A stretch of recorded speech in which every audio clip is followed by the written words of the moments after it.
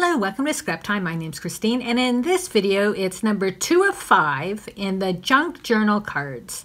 And so in the previous video, I talked about the cards and showed you all the cards, and we made this background. So in this video, we're going to be making this little add-on part that you can add to your cards. Now, I showed you that you don't have to do that. Here I had just embossed on some vellum, and here I used a pre-made box top. But I'm going to show you how to create this little band. And I'll just show you, I had a couple others. So this one I had done a background first, and then I did this, and you might be able to see that the words behind also got embossed. So if you don't want all your words to be embossed, then you want to make sure that your words are dry before stamping on top. But if you do want them embossed, it could look cool too. And then I just did another one using silver for Merry and Bright. So I'm going to show you the stamp sets. So these are the stamp sets I was using. They're called Bold Tidings, and they're from Tim Holtz. And this is 1, this is 2, and there's 3 and a 4. There's 4 sets of these, but these are the 2 I have. And all these are designed to fit on your regular tag. You can see just by overlapping that the width is to fit them. However, some of them will fit this way too. Like obviously not this, unless you just want to put like Merry Little Christmas or something. Believe in the Magic will fit, this one won't. So say about half from each set will fit, and then they'll all go this way. So you have to just decide what you want to do. So maybe this time I'm going to use Merry and Bright.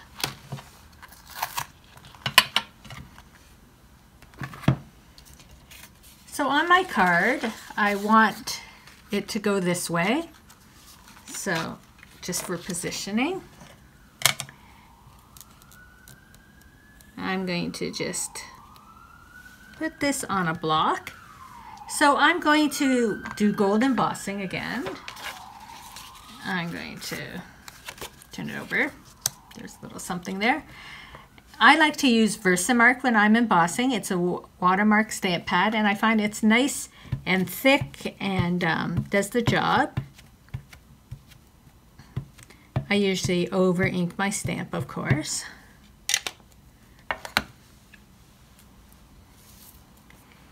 And I'm just sort of positioning it. I'm stamping upside down, so you know, you could line things up better than I probably can.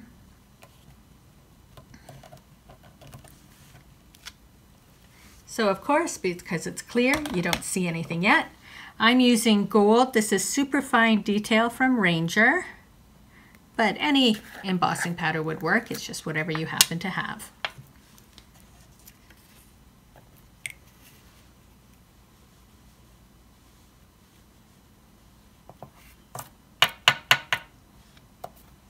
Notice I'm missing a little. I'm going to put a bit more on. Now if you have some areas that have powder where you don't want it, I typically have a little brush. I can brush it off.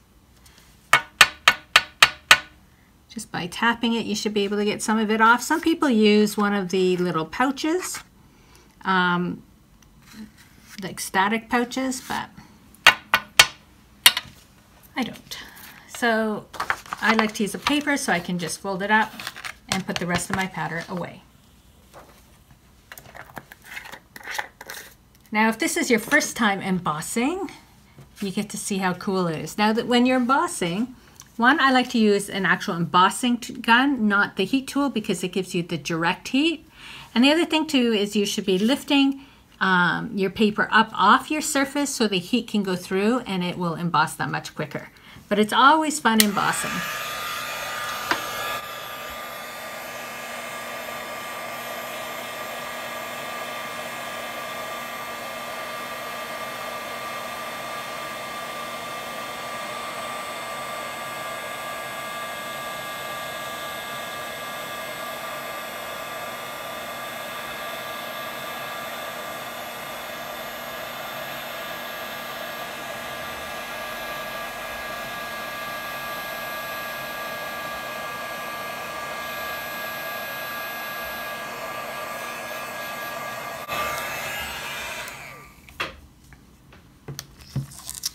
So there, it's always cool watching it change from that powder melted into what it is there.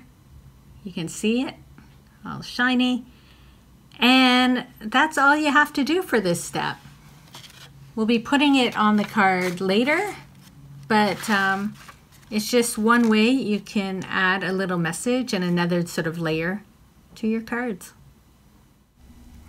Thanks for watching. Be sure to give our video a thumbs up and subscribe to Scrap Time videos on YouTube.